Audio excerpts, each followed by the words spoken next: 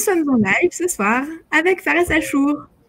Fares, tu es conseiller et éducateur en santé naturelle, chanteur, compositeur et organisateur de cercles chantants co-créatifs. Tu as également une expérience insolite, celle d'une vie durant 5 mois avec 175 hindous qui vivent dans une région préservée du Nagpur au sein de la nature.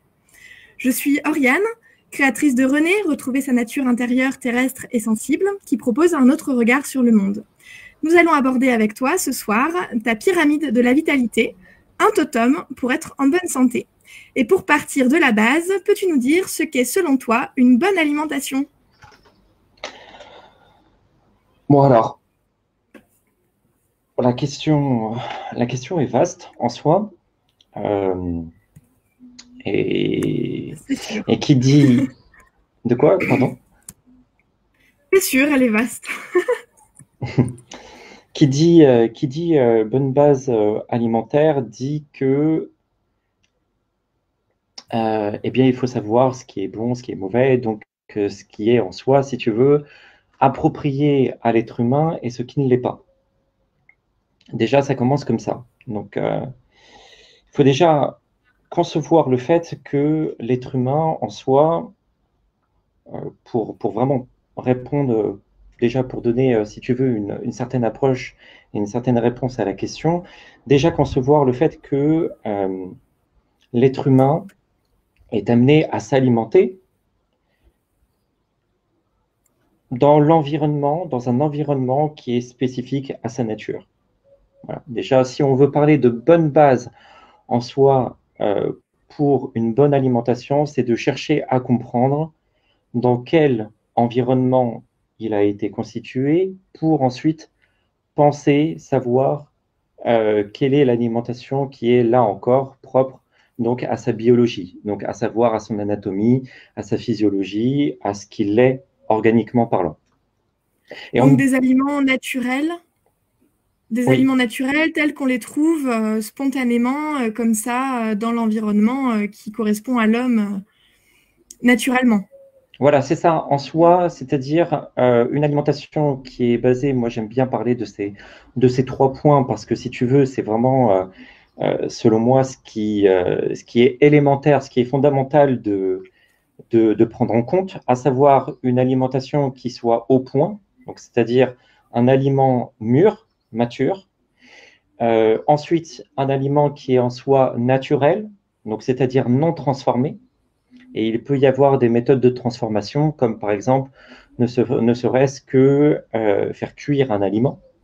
Faire cuire un aliment, ou bien même, si on veut rechercher ici la subtilité, c'est même tenter de retirer la peau et la peau d'un aliment, ne serait-ce que par exemple, là je prends ici l'exemple des noix, où il faut retirer par exemple la coque avant de pouvoir consommer la noix en question. Et donc, mais aussi râper des carottes. Râper des carottes, éplucher des oranges, etc. Ça, ce sont des petites subtilités en soi qui fait que on va savoir ou non ici si finalement est un aliment qui est approprié en soi ou pas. Le fait qu'il faille prendre en compte le fait de retirer par exemple une peau, contrairement à un aliment qui peut être consommé comme ça avec sa peau, eh bien, c'est une particularité en soi qui fait que l'aliment que l'on peut consommer directement comme ça avec sa peau va être plus approprié ici que l'aliment qu'il faudra quelque part déchiqueter, prendre le temps pour cela. Voilà. Ça ne veut pas dire en soi, si tu veux, que cet aliment n'est pas à consommer du tout. Ça veut dire que c'est juste une remarque, une spécificité qui va nous dire que cet aliment va être moins approprié que celui que l'on peut directement amener à portée de bouche et consommer comme ça. C'est ça. Et puis en alimentation sensorielle, on va un tout petit peu loin, un tout petit peu plus loin en disant que notre organisme s'est construit avec ces aliments-là et la seule performance qu'il a, c'est avec ces aliments-là, justement. On est en capacité de savoir ce dont on a besoin quand on est face à ces aliments dits bruts. Voilà, c'est ça. Ça rejoint exactement après le 3e point. Donc, on avait le premier point, donc mature à point. Ensuite, naturel, approprié à l'organisme, à l'être humain. Et ensuite, pardon, naturel, pas transformé, ok. Et ensuite, le troisième point, c'est la possibilité de le manger brut sans le combiner. Voilà.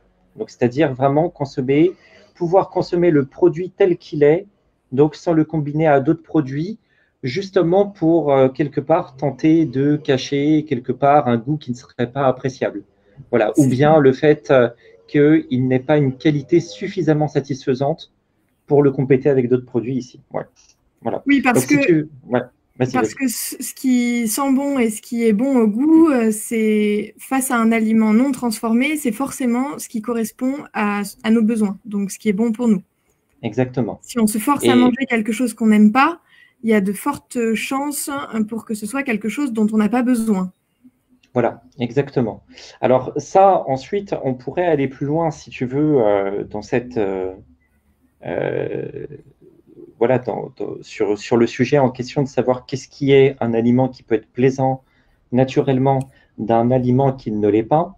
Moi, je pense, ça reste mon opinion, je pense que les goûts sont restés, les saveurs en tout cas, sont restées propres ici, si tu veux, à l'être humain, à son palais. C'est-à-dire qu'aujourd'hui, il est capable de savoir par la saveur sucrée si c'est bon pour lui ou pas, mais si c'est une saveur qui est brûlante, piquante, là, c'est un signe pour lui qu'il faille le consommer avec parcimonie. Parce que justement, la saveur brûlante, piquante, nous rappelle ici que le produit est irritant.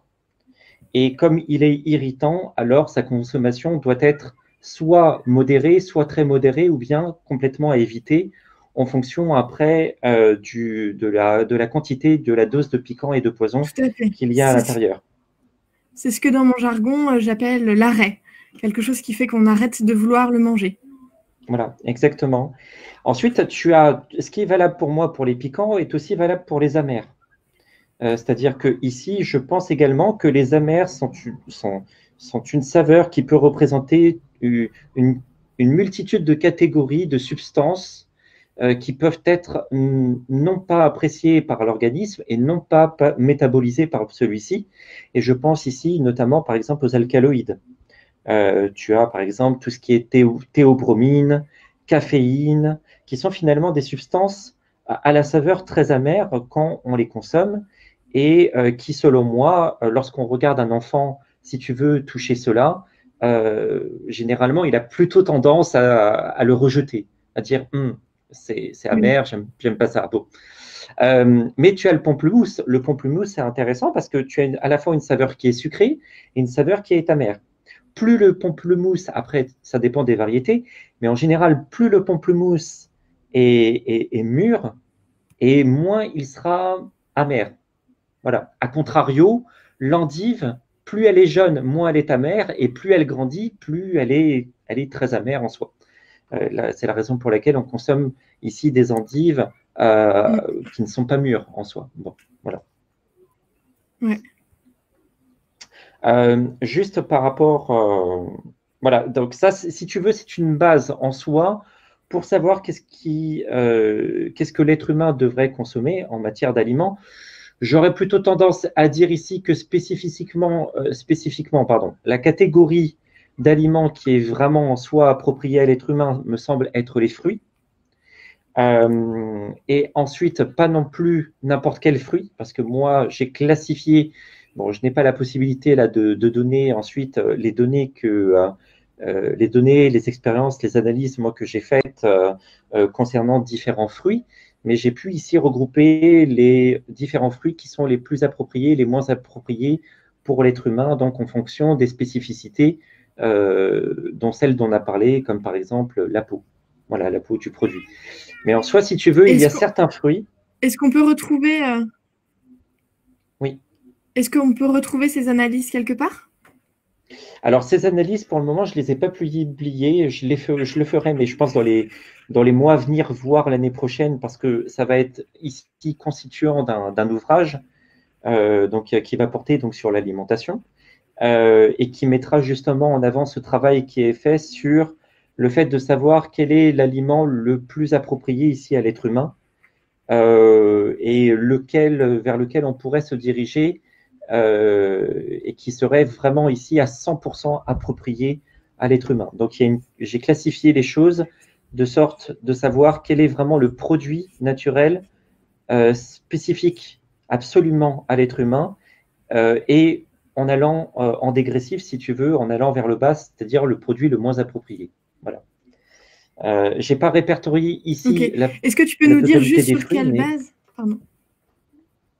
Je n'ai pas répertorié, si tu veux, la totalité des produits. Sur quelle base tu as fait ces analyses sur la base d'analyse d'ordre biologique, donc c'est-à-dire les caractéristiques même de l'être humain et de son environnement. C'est-à-dire, moi, je ne conçois pas le fait que l'être humain, quelque part, peut même manger correctement et s'alimenter correctement sans l'environnement qui l'a constitué, parce qu'à la base, si tu veux, nous sommes véritablement le produit d'un environnement. Nous avons les spécificités, les caractéristiques d'un environnement bien particulier, comme finalement tout être vivant en soi. Et puisque nous sommes le produit d'un environnement, et que notre corps, notre organisme est le produit, le système respiratoire, par exemple, n'a pas été constitué avant que l'air apparaisse. Il a fallu que l'air soit présent pour que le système respiratoire ait été constitué en nous, en notre corps, afin de traiter cet air. C'est comme une nourriture d'un élément gazeux. La nourriture dont on parle est finalement une alimentation d'ordre physique, solide et liquide, donc finalement organique. Mais c'est pareil, cette alimentation, tout comme l'air, et d'ailleurs tout comme la lumière du soleil, tout comme l'eau, tout comme la terre en soi, c'est une alimentation qui était là avant la présence de l'être humain. Ouais. Voilà. Et le système digestif a été constitué de sorte que il soit en mesure de pouvoir traiter, de pouvoir décomposer cette nourriture qui était là finalement avant lui.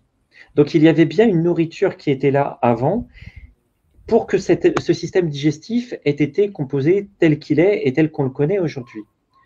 Donc la véritable base alimentaire, c'est celle-ci, c'est-à-dire vraiment une nourriture qui est spécifique à l'être humain, mature à point, non transformée, non combinée, et finalement, avec les caractéristiques que l'on a pu observer et puis les données que l'on a depuis plusieurs siècles finalement, parce que ces choses-là ont été déjà, on va dire, observées au temps d'Hippocrate et même bien avant encore. Hein.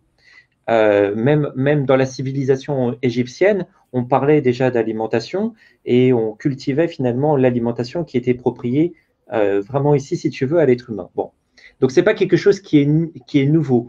Moi, les études que j'ai faites, voilà, les études que j'ai faites, je les ai basées donc, sur les données de scientifiques qui ont travaillé déjà avant moi. J'ai repris en partie donc ce qu'ils avaient pu observer et les expériences qu'ils avaient faites à ce propos.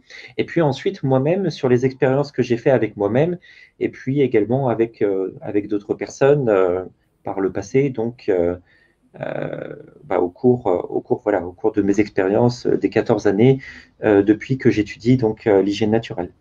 Ok, super, merci. Quand on mange, on élimine, évidemment. Et donc, comment savoir si nos émonctoires fonctionnent bien? Parce que c'est une des bases aussi. Oui. Alors, comment savoir comment fonctionne, si nos émonctoires fonctionnent bien? Eh bien, on regarde un petit peu déjà qu'est-ce qu'un émonctoire en soi. Donc, un émonctoire, c'est un organe qui est amené à éliminer un certain type de produit d'une certaine catégorie. Hein. Je vais prendre ici, par exemple, les reins. Les reins sont amenés à éliminer des déchets sous la forme de liquide. Donc voilà, ici à travers les urines. Donc les reins constituent l'émonctoire pour l'élément eau. Ensuite, nous avons les intestins et puis le système d'évacuation qui est adapté ici pour les déchets organiques provenant d'un bol alimentaire. Et donc ici, nous avons, si tu veux, un émonctoire qui est favorable pour l'élément terre. Voilà. Donc les intestins, le côlon, ok, propre pour l'évacuation de déchets sous forme organique et solide, l'élément terre, les reins pour l'élément eau, ok, les urines, les poumons pour le rejet de gaz, donc c'est-à-dire l'élément air, et ensuite la peau pour les rejets, donc ici, qui concernent la chaleur, donc c'est-à-dire l'élément feu en soi. D'accord. Voilà. Donc, lorsque nous avons eh bien, tout simplement chaque catégorie de déchets qui est spécifique à son élément, qui ressort par l'émonctoire approprié, ça fonctionne. Mais lorsque nous avons finalement des émonctoires ici qui prennent le relais par rapport à d'autres émonctoires pour extraire des déchets qui ne sont finalement pas favorables à la porte de sortie en question, eh bien, c'est en ce sens qu'on peut voir qu'il y a quelque chose qui dysfonctionne réellement. À savoir, par exemple, s'il y a des boutons qui sont rejetés des déchets qui sont rejetés par la peau et que ça peut former de l'acné, on voit ici que la peau n'est pas appropriée pour ce faire. Parce que, normal. Voilà, ce n'est pas normal. Parce qu'on voit qu'il y a un symptôme qui apparaît. On voit que la peau peut changer de couleur, on voit que la peau peut changer de forme, on voit que finalement la peau n'est pas appropriée pour sortir un élément qui peut être ici, si tu veux, sous la forme solide et qui va former une espèce de cône ou des espèces de plaques et voilà. Donc c'est pas la bonne sortie. Et même en soi, si tu veux, la transpiration, c'est pas quelque chose qui est normal. S'il n'y avait rien à éliminer, il n'y aurait pas de transpiration. Exactement. C'est-à-dire en temps normal, la porte de sortie pour faire évacuer les eaux usées de l'organisme, c'est vraiment ici les reins. C'est vraiment ici les reins. Et pourquoi la transpiration est amenée à se déployer, à sortir par la peau? C'est parce que généralement, soit il y a des conditions environnementales qui ne sont pas favorables, par exemple une température qui est trop importante pour l'organisme, et donc du coup, l'organisme est amené à perdre, si tu veux, ses graisses, et l'eau qui est retenue dans le corps, soit à travers les graisses, soit à travers les cellules et les tissus. Bon. Donc il y a des gens qui ont une quantité d'eau dans les graisses en soi et dans les tissus organiques qui va faire que cette eau va finalement, au lieu d'être évacuée, d'être éliminée par les reins, elle va sortir directement par la peau. Parce que pour l'organisme, c'est nécessaire, c'est vital. Si cette eau n'est pas évacuée immédiatement, il y a un déséquilibre qui apparaît au niveau, si tu veux, homéostatique, au niveau du courant sanguin. C'est-à-dire que l'organisme a tout intérêt à préserver une certaine quantité d'eau dans les courants sanguins et lymphatiques pour ensuite continuer à œuvrer correctement. Donc le fait qu'il n'ait pas le temps, comme ça, d'éliminer par les urines, il va éliminer directement par la peau.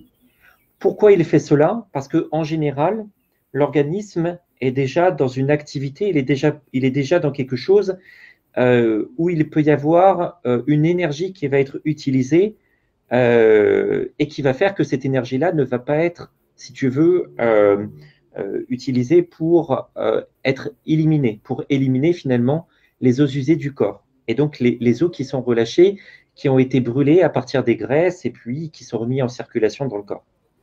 Voilà. Donc c'est ce qui se passe, si tu veux, ici à travers l'activité.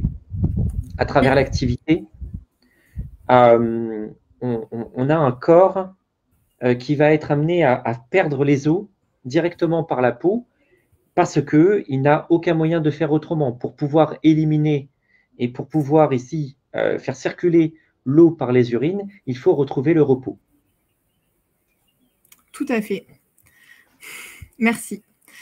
Repos et également activité. En quoi l'activité est-elle importante à notre santé, selon toi? Si tu veux que je montre la pyramide, dis-le-moi, hein, à quel moment tu veux t'appuyer. Ouais. Eh ben, écoute, je pense que c'est le bon moment là pour en parler de cette C'est le bon fameuse moment, alors pyramide. allons-y Ok. pour la pyramide. Bon. En soi, si tu veux, sur cette pyramide, il y a beaucoup, beaucoup de choses à dire. On pourrait vraiment aller très loin. Je vais m'arrêter à des choses qui sont assez élémentaires, en tout cas pour cet entretien. On, on vit, si tu veux, l'être humain est amené à vivre, tout être vivant est amené à vivre parce que derrière, il y a une raison d'être. Donc, Ouais. il y a nécessité, si tu veux, à réaliser, sur Terre notamment, pour l'être humain, quelque chose que aucun être vivant n'est capable de réaliser. Et cela passe forcément par une activité. C'est-à-dire que c'est une action vitale. L'activité, c'est une action vitale. Donc, c'est le complément, la combinaison des deux termes, action vitale, activité. Donc, c'est une action vitale qui va être réalisée sur Terre dans le but, finalement, d'amener la vie vers quelque chose de plus grand. Voilà. Ouais, de Et s'épanouir. de quoi? De s'épanouir. De s'épanouir, voilà. De s'épanouir, mais ça va même au-delà de ça. C'est-à-dire que pour l'être humain, l'épanouissement, c'est une récompense. C'est une récompense pour quelque chose qu'il est amené à réaliser une fois, comment dire, à réaliser, c'est-à-dire une œuvre. Et si tu veux, quelque part, l'épanouissement, l'émerveillement, c'est un petit peu la récompense qu'il gagne. Bon, on entrera, si tu veux, un petit peu plus dans les détails après. Mais en tout cas, qui dit s'activer pour réaliser notre raison d'être. C'est-à-dire, c'est comme une mission. C'est une mission sur Oui. Terre. On est là, on a été créé par un environnement, et cet environnement nous a constitués de sorte que nous ayons à l'intérieur de cet environnement, mais en fait, qui est la Terre aussi elle-même, hein, parce que nous sommes créés sur Terre, donc nous avons une raison d'être sur Terre. Donc nous avons ici un objectif, si tu veux, à réaliser sur Terre. Et cette activité qui est vitale pour l'être humain, va dans ce sens. Si tu veux, enfin, on est amené à la réaliser au quotidien, cette activité. Et c'est la raison pour laquelle nous soyons amenés à sortir de l'inaction. Quand tu regardes la pyramide de la vitalité en question, je mets au centre, et en tant que base fondamentale, je mets au centre le repos. On ne la voit pas très bien, là, c'est dommage. Ouais. Mais je la mettrai, en complément en dessous. De l'entretien. Donc, je mets au centre, si tu veux, de cette pyramide, à l'épicentre, le repos. Et de part et d'autre, à l'extrême, je mets à la base l'activité qui est à réaliser, donc si tu veux, la journée, et ensuite la nuit, c'est-à-dire l'inactivité, c'est-à-dire le sommeil. Et on voit ici, à travers cette pyramide, qu'il y a une polarité, il y a une dualité, à savoir, d'un côté, l'inaction, donc l'inaction qui représente ici ce qui doit être vécu la nuit. Donc la nuit, qu'est-ce qui se passe? La nuit, c'est plutôt le moment de l'intériorisation. C'est l'instant où on revient vers soi. C'est l'instant où on retrouve le repos. C'est l'instant où on se recentre. C'est l'instant où on va finalement entrer à l'intérieur de soi pour cultiver des forces et accumuler des forces. Donc, pourquoi on est amené ici à accumuler des forces? Parce que lorsqu'on sort de l'inaction et qu'on va vers l'action, c'est pour pouvoir ensuite utiliser ces forces. Et donc, dans l'utilisation qui est faite de ces forces, des forces vitales, réaliser quelque chose à travers l'activité, la journée. Voilà. Tout à fait. Donc ça peut passer déjà par l'alimentation. L'alimentation, concevoir le fait de s'alimenter la nuit, ça n'a aucun sens pour moi. C'est-à-dire que vraiment s'alimenter, ça passe par quelque chose qui est une activité journalière, parce qu'il y a quelque part ici un échange. Il y a un échange qui est fait entre l'environnement et soi-même. Et donc cet échange qui est fait entre l'environnement et soi-même, si on veut parler ici des fruits ou des plantes, eh ben, ça va être un échange entre le végétal et finalement ici l'être humain.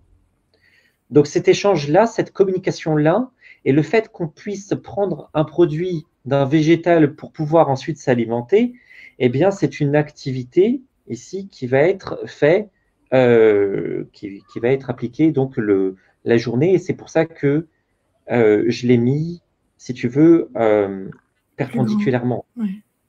par rapport à l'élimination, l'assimilation, mais l'activité ici est donc de s'alimenter et de digérer le produit. Bon, voilà. Donc ça, c'est, si tu veux, en faveur de l'alimentation. Mais pourquoi après on s'alimente? Pourquoi on est amené à s'alimenter? Pourquoi on est amené à se reposer? Pourquoi on est amené à dormir? Pourquoi on est finalement amené à réaliser ce genre d'activité et d'inactivité? Pourquoi on est amené, si tu veux, à déployer des forces et puis à les ramener vers soi? Le repos, c'est cela. Le repos, ça signifie reposer les forces, c'est-à-dire se reposer, se recentrer, c'est ramener les forces que l'on a déployées pour les ramener à nous, afin de les recultiver et afin de les accumuler pour pouvoir les réutiliser de nouveau le lendemain. Mm. Mais dans quel but? Eh bien, dans le but de pouvoir réaliser cette activité qui est finalement intrinsèquement liée à notre mission biologique, et c'est-à-dire notre raison d'être sur Terre. Est-ce que du coup, tu peux enchaîner en parlant en quelques mots des cercles chantants co-créatifs? En quoi sont-ils pour toi utiles au bien-être? Oui. Alors, eh bien, si tu veux, ils sont même plus que cela. Hein. C'est même plus que cela. C'est bien plus qu'être utile au bien-être. C'est vital. C'est vital. Est-ce que tu peux nous les décrire rapidement? Oui. Déjà pour que chacun... Déjà, là, on va parler d'art vivant. On parle d'art vivant. Pourquoi? Parce que on va parler aussi de mission, de mission biologique en soi. Parce que ce qu'il faut comprendre ici, c'est que cela fait vraiment partie de l'activité qui doit être essentiellement réalisée et nécessairement, finalement, indispensablement, par l'être humain sur Terre. Sauf que ça, c'est quelque chose que l'être humain a aujourd'hui soit oublié, soit rendu inconscient. L'être humain aujourd'hui, on est dans une société beaucoup où on se focalise, si tu veux, sur les besoins du corps. Voilà, les besoins du corps qui sont ici, eh bien, éliminés, s'alimenter, se reposer, quelque part dormir aussi, se mouvoir. Bon, et puis après, lorsqu'on est blessé, lorsqu'on est malade, eh bien, il est question ici de se régénérer, etc. Bon, sauf que l'être humain, ce n'est pas que ça. C'est-à-dire que l'être humain, ce n'est pas qu'un corps, ce n'est pas qu'un corps physique.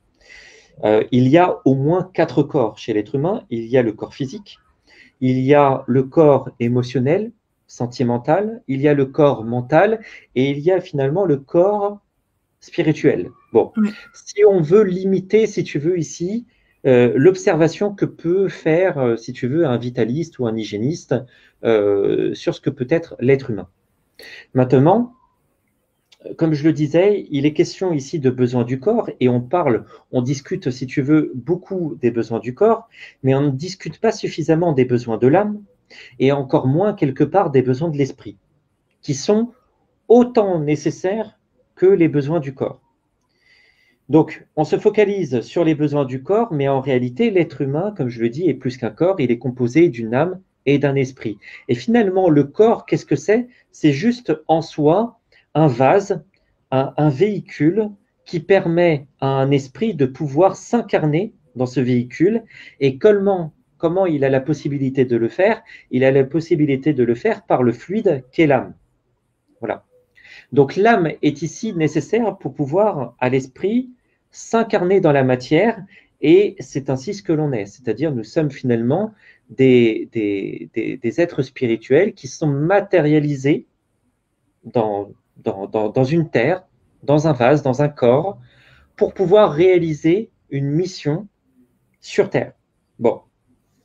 Maintenant, pourquoi les cercles chantants, mais aussi, moi je prends en compte, si tu veux, 5 arts vivants qui me semblent être indispensables de vivre au quotidien pour conserver non seulement déjà la santé, pour préserver aussi la vitalité et accumuler des forces vitales. Donc, c'est-à-dire voir son potentiel vital augmenter au fur et à mesure que l'être humain croît, c'est-à-dire depuis la naissance jusqu'à l'âge adulte.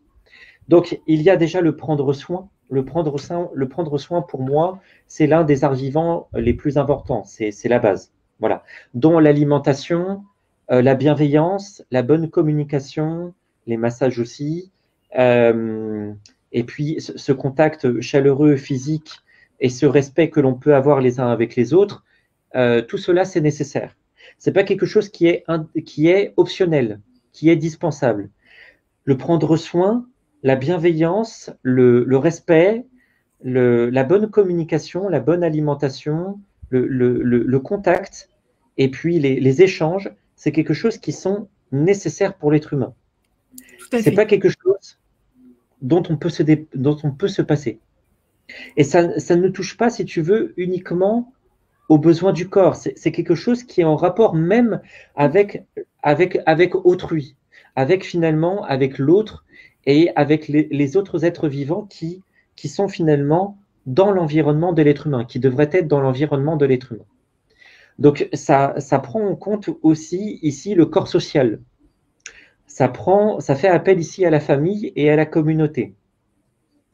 Et les choses ne peuvent pas se séparer, le prendre soin ne peut pas être séparé. C'est-à-dire qu'on ne peut pas vivre et prendre soin uniquement de soi sans finalement prendre soin de l'autre et sans penser que nous sommes finalement connectés aux autres et quelque part même dépendants des autres. Parce que un enfant est dépendant de sa mère. Bon, un enfant est bien plus que cela. Il est dépendant de ses parents et il est dépendant finalement de bien plus que ses parents, c'est-à-dire d'une communauté autour de lui. Parce qu'il a besoin de ses grands-parents, il a besoin de ses tantes, de ses oncles, de ses amis, il a besoin de tout un entourage. Voilà. Et ça, c'est pas quelque chose qui est optionnel pour l'enfant, c'est quelque chose qui est vital. Si on sépare l'enfant de tout ça, il ne peut pas se développer, croître correctement. Donc, il ne peut pas grandir correctement. On le sait même par des expériences qui ont été faites au moment de la Deuxième Guerre mondiale, sur des singes aussi, etc. Le corps social est un besoin vital. Voilà. C'est un tissu organique. Et quelque part, aujourd'hui, si tu veux, on pense la physiologie de l'être humain, on travaille, enfin, bon, la science occidentale moderne, je veux dire, travaille beaucoup sur cet aspect de l'être humain dans l'individualité. Mais l'être humain dans l'individualité, ce n'est pas que ça. Ce n'est pas qu'un individu. C'est-à-dire qu'il fait partie d'un ensemble. Il est certes dans son corps une individualité, mais dans l'âme, il fait partie d'une communauté. Et dans l'esprit qui est même lié à son environnement et à la Terre entière, il fait partie de l'univers. Il est une composante même de l'univers et il fait finalement partie d'une unité. Ce n'est pas quelque chose qui peut être séparé. L'être humain et n'importe quel être vivant n'est pas du tout finalement séparé de tout un ensemble et de toute une unité vivante, moi ce que j'appelle tout simplement le vivant. Et le vivant ne s'arrête pas qu'à l'être humain ou bien à un environnement naturel. C'est une composante, c'est un ensemble d'environnements qui se juxtaposent et qui sont liés et interconnectés ensemble jusqu'à l'univers tout entier. Donc finalement, si tu veux, nous, notre raison de vivre, notre activité véritable, et qui passe aussi par les cercles chantants, je vais vraiment y venir, c'est pas quelque chose qui peut être séparé finalement du grand tout, okay, de l'ensemble vivant. Bon. Donc, cette histoire de cercle chantant, si tu veux, ici, elle est essentielle. Pourquoi ? Parce que elle nous permet de réaliser véritablement notre mission d'être. C'est pas qu'une question de chanter pour chanter, c'est une question de chanter ensemble et de trouver la possibilité de créer une œuvre artistique. Une œuvre artistique qui passe par la musique, parce que finalement, si tu veux, on va utiliser ici notre corps, ok? On va utiliser notre corps, les spécificités, les caractéristiques de notre corps et même de notre voix pour pouvoir créer une musique. Et moi, je suis capable d'apporter un son, un motif sonore, et les personnes qui vont être autour de moi vont ici apporter leur propre motif sonore pour créer finalement une musique, et nous allons réaliser tous ensemble, de manière spontanée et improvisée, une musique qui va amener l'âme vers quelque chose de grand. Amener l'âme et aussi l'esprit. Et donc, dans cette idée, dans cet objectif, le but est finalement, non pas ici de se focaliser uniquement sur le corps et ses besoins, mais de justement d'aller combler des besoins qui concernent l'âme et l'esprit ici. Donc ça ne nous regarde plus que nous seulement, ça ne te regarde plus que toi qui chantes. C'est toi qui vas chanter avec les autres. Et si tu veux entretenir l'âme, parce qu'on a parlé, si tu veux, au début de l'entretien, d'une nourriture pour le corps, voilà, on a parlé des fruits. Bon, moi je pense que la base alimentaire, même si après on peut compléter les fruits avec d'autres produits, pour moi ça doit être les fruits, parce que voilà, je pense que l'être humain est finalement vraiment un être vivant qui doit à la base consommer des fruits. Bon. On a une question à ce propos de Tom Wolfe à laquelle tu pourras répondre après. D'accord. Mais en dehors de la nourriture qui est apportée au corps, physiquement ici, il s'agit donc de nourrir l'âme. Parce que finalement, beaucoup de gens, aujourd'hui, si tu veux, ne prennent pas ça en conscience. C'est-à-dire que la santé ne peut pas passer par le fait uniquement de nourrir le corps, et on ne peut pas non plus entretenir, si tu veux, ici, quelque part, l'intégrité, l'intégralité même de l'être humain, uniquement en nourrissant son corps physique. On doit prendre en compte ici les apports nutritifs, quelque part, qui peuvent être apportés sur le plan de l'âme et de l'esprit. Et pour nourrir l'âme et l'esprit, il importe ici de comprendre qu'est-ce que c'est l'âme et quels sont les besoins de l'âme et quels sont aussi les besoins de l'esprit. Et les besoins de l'âme ne peuvent pas être trouvés ici sur un plan individuel. C'est absolument un plan qui est ici collectif, un plan qui concerne la communauté, la famille. Voilà. Donc ça passe par le prendre soin, ça passe par les jeux interactifs. Donc les jeux que l'on peut faire, les enfants qui aiment jouer, par exemple, si tu veux, lorsqu'ils vont faire des cache-cache ou, je ne sais pas moi, un épervier ou une gamelle, là ils entretiennent des besoins qui concernent le plan de l'âme. Ça passe par la rythmique, voilà, le fait qu'on puisse, si tu veux, percuter son corps et puis se taper dessus pour faire une base de percussion. Ça passe par la danse et ça passe par le chant. Donc, dans les cercles chantants, on y invite ici, bien évidemment, le chant en cercle. On essaye de construire, de réaliser une musique ensemble et ça peut être apporté par des paroles, mais ce n'est pas forcément ici quelque chose qui est déjà réalisé en soi. On va être amené ici à passer par l'inventivité, par la spontanéité, et puis par quelque chose qui est improvisé. Voilà. Ce n'est pas quelque chose qu'on s'est dit qu'on va organiser. On va créer ça subitement. Après, il y a des codes pour mettre en marche, pour faire en sorte que ça fonctionne, mais l'objectif ici est vraiment de réaliser une œuvre artistique ensemble. Et à travers les cercles chantants, donc, on peut y mettre le côté rythmique et on peut y mettre aussi la danse, on peut y mettre les mouvements.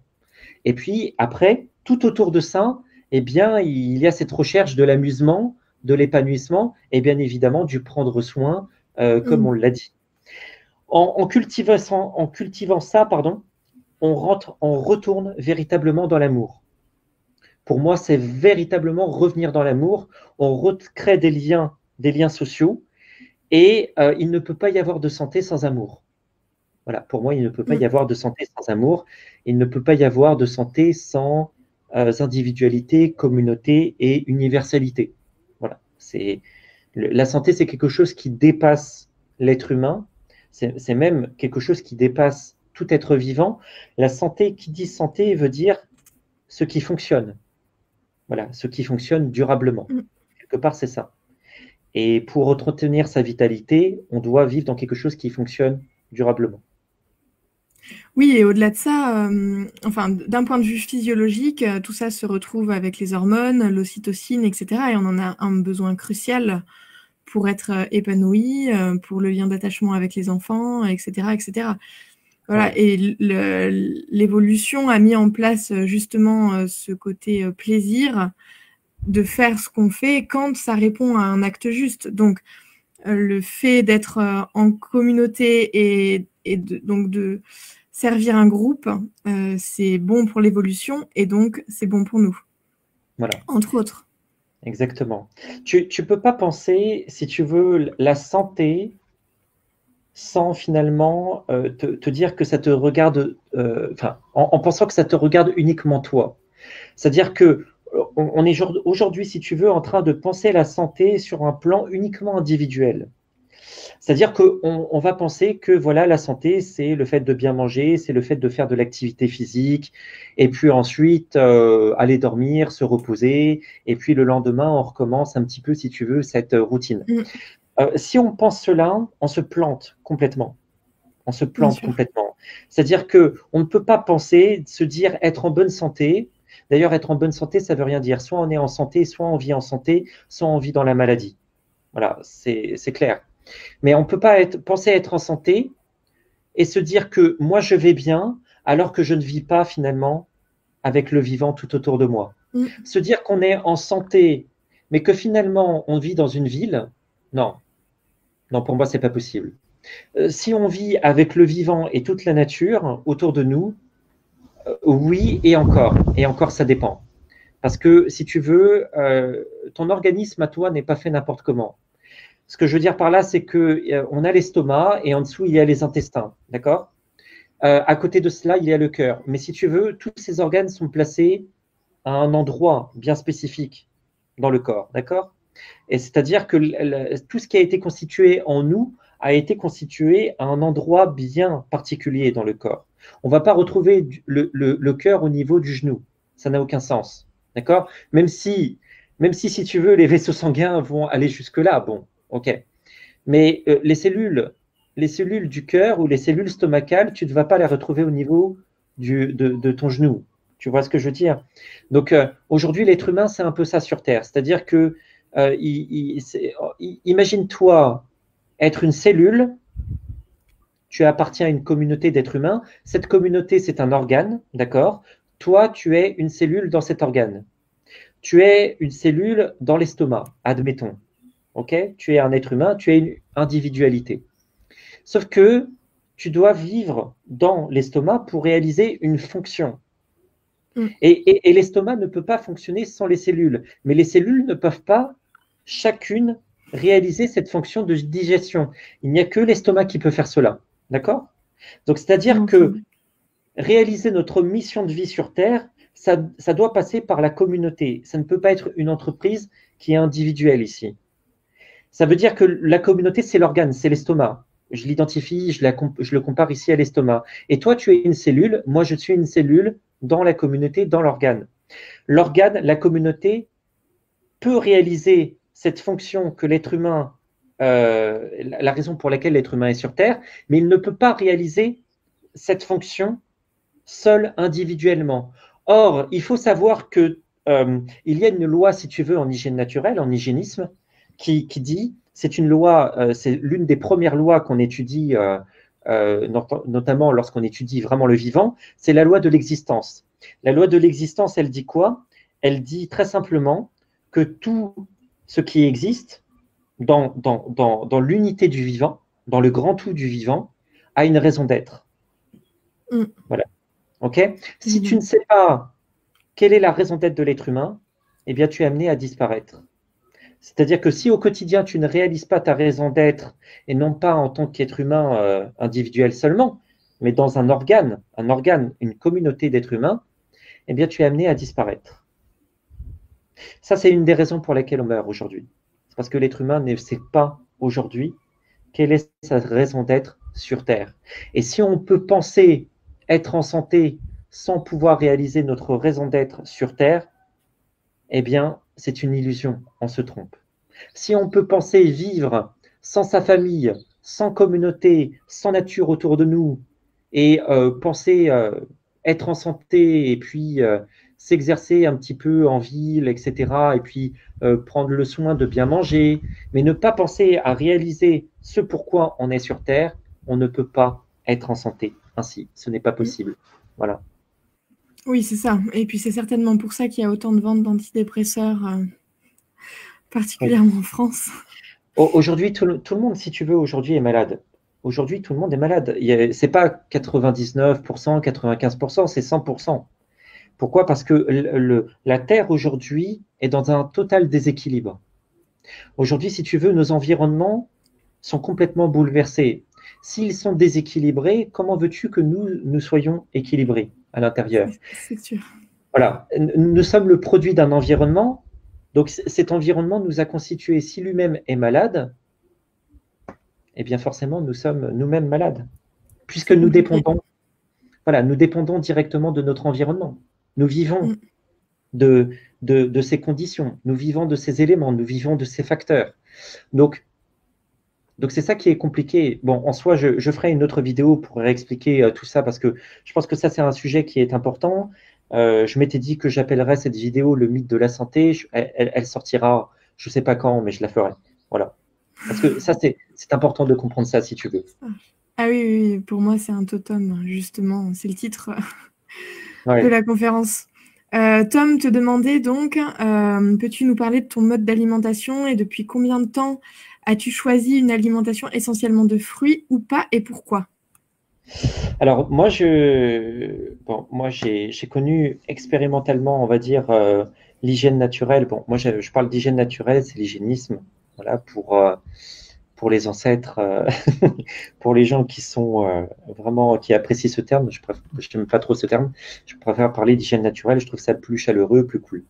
Bon, moi, j'ai connu, si tu veux, l'hygiène naturelle il y a 14 ans de cela en Inde, bon, dans une communauté. Et dans une communauté qui a compris aujourd'hui beaucoup de choses.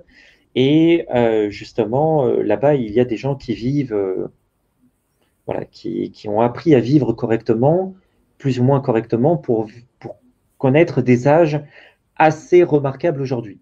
Donc voilà, aujourd'hui, il y a une personne, la doyenne de la communauté, a 134 ans cette année. Elle les a eues au mois de février et c'est quelque chose en soi qui est remarquable. Moi, si tu veux, ça m'a interpellé. Bon, en soi, j'ai connu l'alimentation vivante, je l'ai connue là-bas.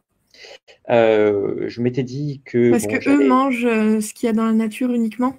Voilà, eux consomment ce qui est propre à leur environnement, donc à savoir des fruits, mais aussi bon, quelques plantes sauvages et puis également des patates douces. Voilà. Mais en tout cas, une chose est sûre, c'est que là-bas, ils ont une qualité de produits d'aliments qui fait qu'ils n'ont pas besoin de beaucoup manger sur le plan quantitatif parce que les produits sont tellement riches et tellement nourrissants que, voilà, limite, un repas, ça peut se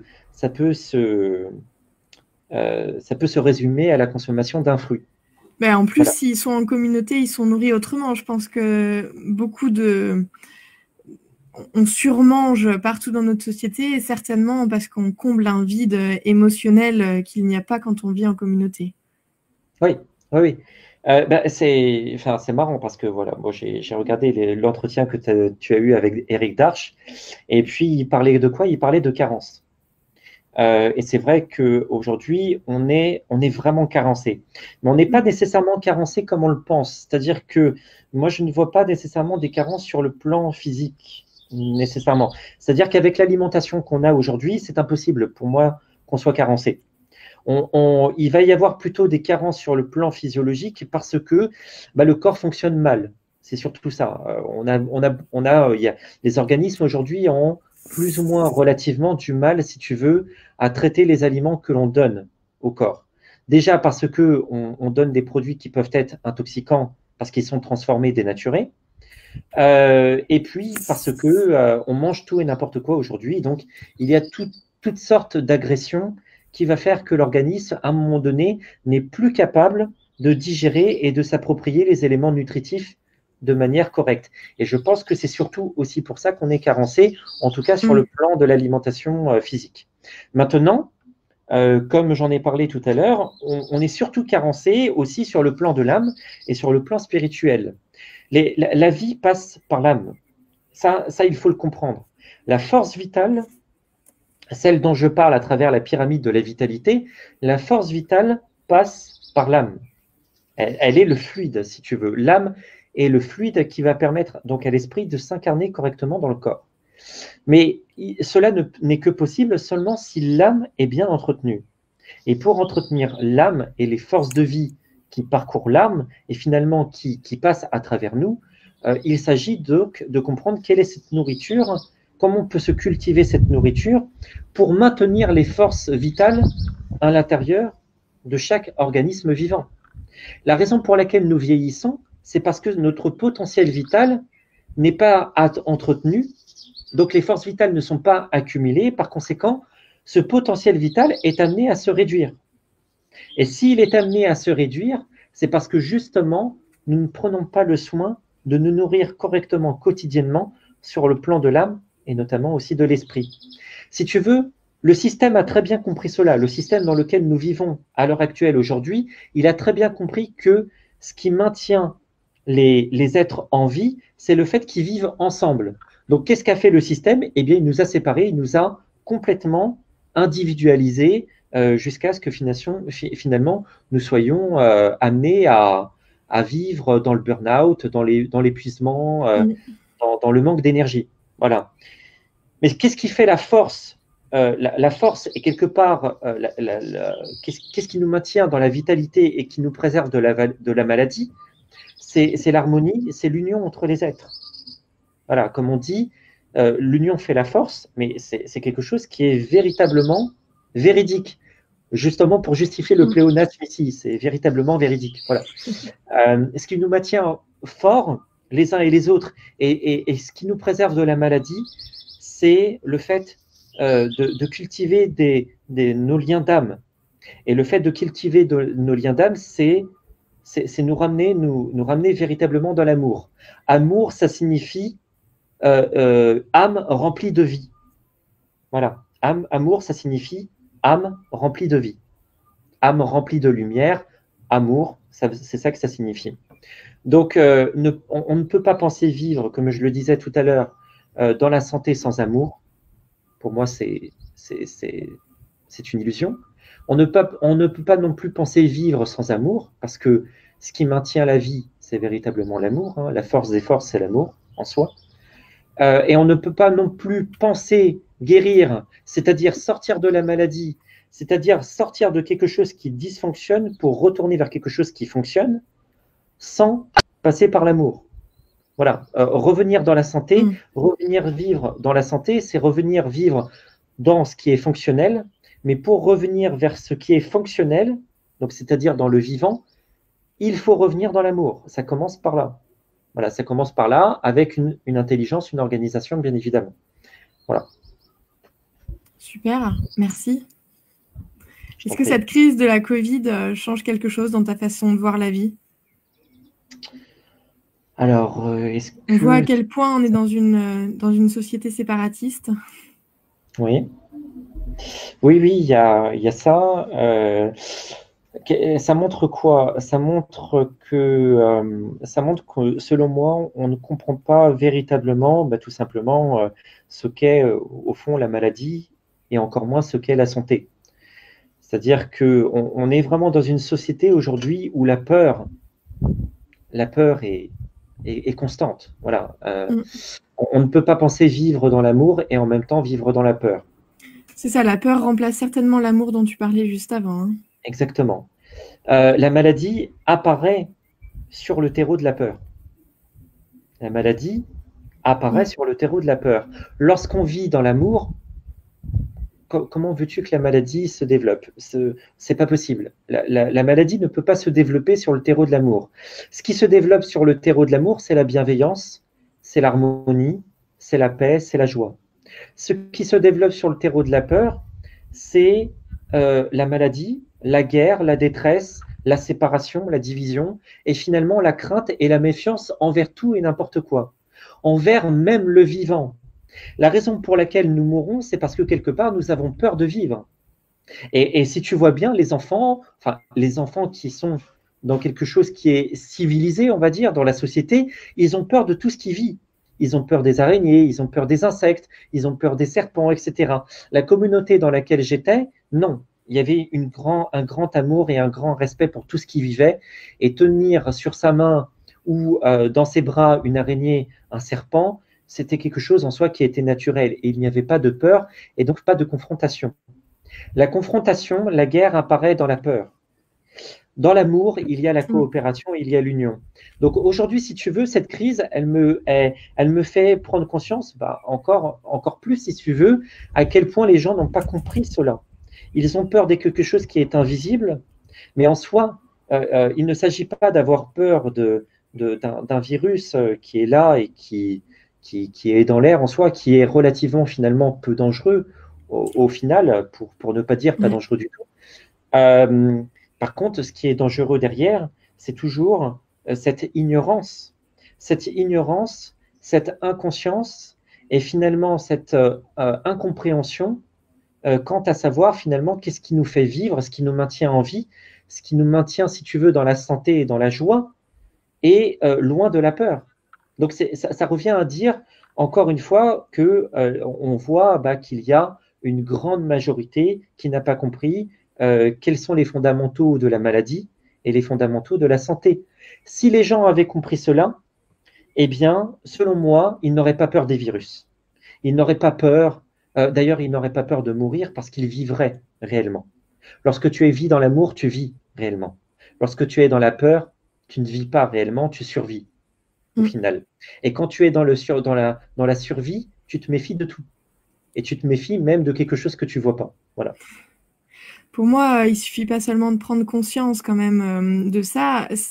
On a un passé qui nous détermine et il s'agit d'aller le guérir et d'essayer de ne pas reproduire ça avec ses enfants. Parce qu'il me semble que quand on commence à mettre un enfant dans un berceau en disant qu'il faut le laisser pleurer parce que sinon il va s'habituer au bras, quand on commence à accueillir même simplement un enfant avec des gants en plastique, qu'on le met vite dans une couveuse parce qu'il est né prématuré et que surtout il faut vite qu'il aille au chaud, qu'il est séparé de sa mère, etc., on ne peut pas espérer avoir des adultes en lien, dans l'amour, dans la santé, etc. Et c'est un gros travail de reconstruction que de réussir à réparer tout ça. Ah oui, oui. Alors là, tu mets un point, pour moi, c'est un sujet qui est très important en soi, parce que voilà, je suis là-dedans et je suis complètement d'accord avec toi. Voilà. C'est une mauvaise éducation, parce qu'on a été éduqué aujourd'hui, non pas dans l'amour, mais dans la peur. Dans la compétition. Et dans la compétition, et dans la confrontation, et finalement, la rentabilité. Voilà, et finalement, il y a les conflits, et puis on est dans une guerre permanente, si tu veux. Et même la société est elle-même dans une guerre permanente contre nous, notre famille, contre les familles. Hein. C'est l'État contre les familles aujourd'hui. Oui, donc si tu veux, ici, c'est vraiment important, selon moi, de retravailler ça. Et ce n'est pas quelque chose que tu peux faire uniquement seul. C'est-à-dire que là, il y a vraiment un travail collectif à faire. C'est une prise de conscience qui doit être fait collectivement, justement pour qu'on se remette à vivre dans quelque chose qui fonctionne et qui fonctionne durablement. Si on est toujours dans quelque chose où il y a une confrontation et qu'on pense que, oh bah tu sais, l'enfant, voilà, je l'ai sorti de mon ventre, maintenant il doit apprendre à vivre un peu par lui-même. Et puis effectivement, comme tu l'as dit, s'il pleure, c'est pas grave, c'est pas important, laissons-le pleurer. Non, là on est clairement dans quelque chose où il y a une inconscience véritable. Voilà. Il ne s'agit pas, selon moi, effectivement, de laisser pleurer un enfant.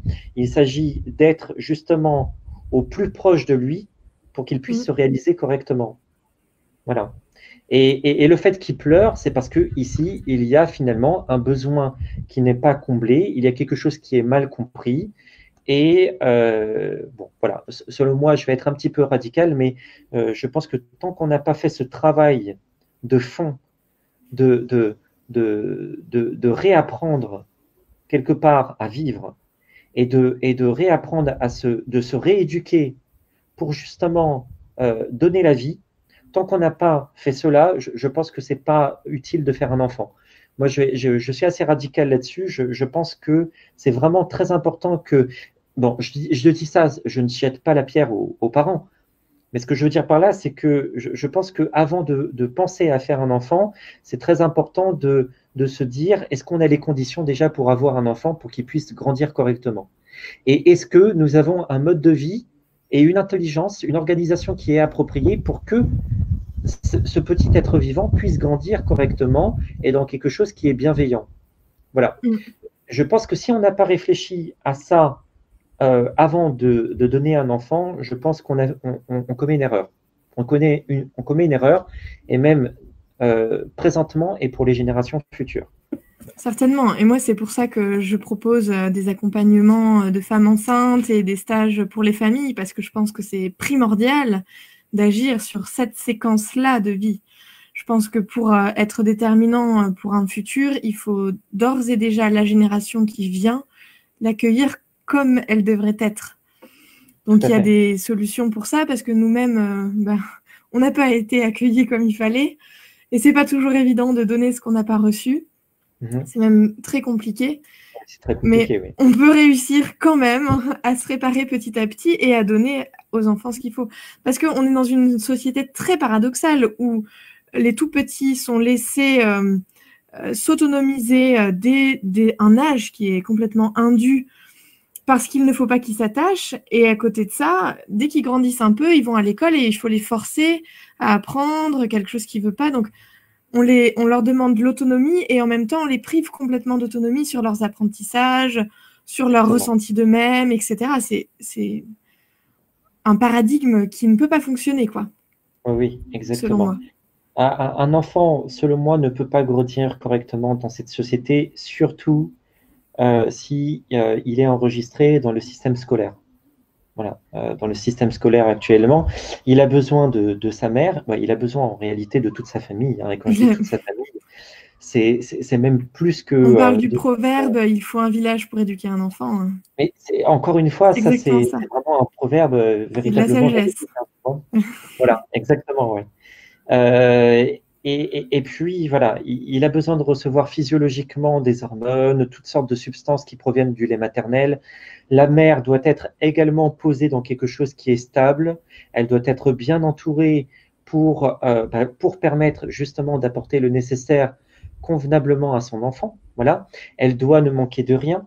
Et toute la communauté doit être autour d'elle pour lui permettre d'avoir tout ce qu'il lui faut pour vivre correctement et apporter la vie à cet enfant correctement. Ça, là, encore une fois, on ne peut pas se dire que ces choses-là sont optionnelles. On ne peut pas. C'est tout un environnement. Ce sont des choses qui sont nécessaires et ça me paraît fondamental pour moi vraiment d'en parler parce que c'est quelque chose, encore une fois, que même en hygiène, on sous-traite quelque part. On ne va pas dans la discussion de ce genre de choses. Voilà. Et on est vraiment encore dans le registre de la santé. Hein. Pour moi, c'est... oui. Et là, on le voit avec le confinement. Toutes les mères qui ont accouché à l'hôpital pendant le confinement n'ont pas eu le droit d'avoir leur compagnon à leur côté les premières nuits à l'hôpital, n'ont pas eu le droit d'être accompagnées. C'est catastrophique. Ah oui, vraiment catastrophique pour le bien-être de toute notre société. Et Bon. Aujourd'hui, c'est l'État qui veut vraiment avoir la mainmise sur tout. C'est l'État qui veut prendre en charge tout et qui appauvrit les familles en ce sens. Voilà. Des familles qui sont fortes, c'est un État qui est faible et un État qui a très peu de pouvoir. Aujourd'hui, on vit tout l'inverse. On vit des familles qui sont déstructurées et atomisées et un État qui est très fort et qui veut... tout simplement qui veut gérer absolument tout. D'ailleurs, l'État lui-même le dit, ce sont les enfants de l'État. Voilà. À partir de cet instant où on n'est pas d'accord avec ça, on est directement hors la loi. Ça, il faut le savoir.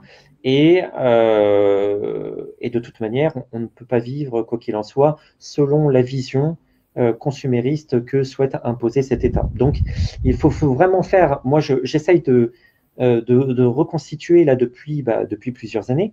Ma volonté et je souhaite passer justement à travers le rassemblement par les arts vivants dont on a cité, prendre soin, jeu, rythmique, chant, danse. J'essaye et c'est ce que je vais mettre en place aussi pour les mois et les années à venir. Donc des rassemblements, des stages pour permettre de relier les gens entre eux et petit à petit de reconstituer des communautés. Parce que je pense que ça, voilà, on doit reconstituer des communautés pour que les gens reviennent et se remettent à vivre ensemble et puis commencent à mettre en place, si tu veux, tout un programme, toute une organisation pour que le quotidien de chaque être vivant soit léger et simple et puis pour que chacun puisse vivre convenablement, correctement. Voilà. Oui, ça j'adhère à 100%. On termine l'interview avec une dernière question. Quel premier pas tu recommanderais à un néophyte qui voudrait entamer un changement vers plus de santé, de liberté et de bien-être? Alors, quel premier pas? Moi, la première chose que j'inviterais finalement ces personnes à faire, c'est étudier. C'est-à-dire qu'il y a trois fléaux, moi, si tu veux, que je vise. C'est vraiment l'ignorance. L'ignorance, c'est vraiment la base de tout. Aujourd'hui, les personnes qui vivent dans l'ignorance ne peuvent pas comprendre ce qui est essentiel pour vivre correctement. C'est aussi l'inconscience, voilà, rester dans une forme d'inconscience. Et puis, c'est l'incompétence. Bon. Donc, le néophyte doit commencer par le début, c'est-à-dire qu'il doit déjà s'instruire. Voilà, il doit déjà neutraliser l'ignorance et vivre avec un savoir qui est authentique, un savoir qui est basé sur les lois et les principes du vivant. Pour moi, c'est essentiel. Parce qu'une fois qu'il comprend ce que c'est la maladie et ce que c'est la santé, une fois qu'il comprend ce qu'il est nécessaire d'avoir pour vivre en santé, et qu'il a compris finalement comment fonctionne le vivant et qu'il a bien étudié les lois et les principes qui soutiennent le vivant, eh bien, à ce moment-là, il peut commencer à démarcher vers quelque chose qui est juste et qui est conscient. Voilà. Donc, il peut commencer à faire des expériences et à prendre conscience avec ce savoir de quelque chose qui a de la valeur. Et ensuite, après expérimentation envers lui-même, eh bien ensuite c'est le gros travail qu'il y a à faire, c'est-à-dire le fait de faire avec les autres. Parce qu'à un moment donné, le néophyte qui est arrivé jusqu'à un certain niveau, il doit passer à autre chose, à quelque chose qui est plus grand que lui. Et là, on revient dans la communauté. On est dans le faire ensemble. Voilà. Une fois que le néophyte a compris ce qui était favorable pour les bases, pour l'entretien de son corps et le fait qu'il doit faire partir d'un environnement naturel et vivant, eh bien, il doit donc se remettre à vivre à l'intérieur de cet environnement. Et ça doit passer forcément par la communauté, selon moi. Voilà. Et c'est la première chose par laquelle il faut passer, parce que l'ignorance, l'inconscience et l'incompétence, ce sont vraiment les piliers de l'incompréhension. Et de la manipulation. Et de la manipulation. Si tu ne comprends pas, tu vas te faire manipuler. Il y a plein de gens qui se posent la question, enfin surtout là, moi dans mon milieu, les gens se posent la question, pourquoi il y a des gens qui s'éveillent et pourquoi il y a des gens qui ne s'éveillent pas? Pourquoi il y a des gens qui n'arrivent pas à s'éveiller vis-à-vis de tout ce qui est en œuvre dans la société aujourd'hui et dans le monde? Parce que tout simplement, ils subissent l'incompréhension. Et l'incompréhension est maintenue par l'ignorance, l'inconscience et l'incompétence. Si tu es ignorante, tu ne peux pas comprendre. Si tu es inconsciente, tu ne peux pas comprendre non plus certaines choses. Et si tu es incompétente, non plus, tu ne peux pas comprendre ce que tu pourrais réaliser là encore. Donc, neutraliser ces trois fléaux, ignorance, inconscience, incompétence, me paraît ici fondamental pour sortir de l'incompréhension et alors pouvoir être actif et donc être dans une phase d'éveil pour ensuite prendre sa vie en main. Je te remercie pour ces paroles de sagesse. On se retrouve donc lundi 1er avec Dominique Guyot qui nous parlera de l'alimentation sensorielle qu'il a créée. Voilà. J'espère vous retrouver lundi. Et merci encore, Fares. Et puis, bon courage pour tes projets. Merci beaucoup. Merci à toi, Oriane. Merci à tous. Au revoir.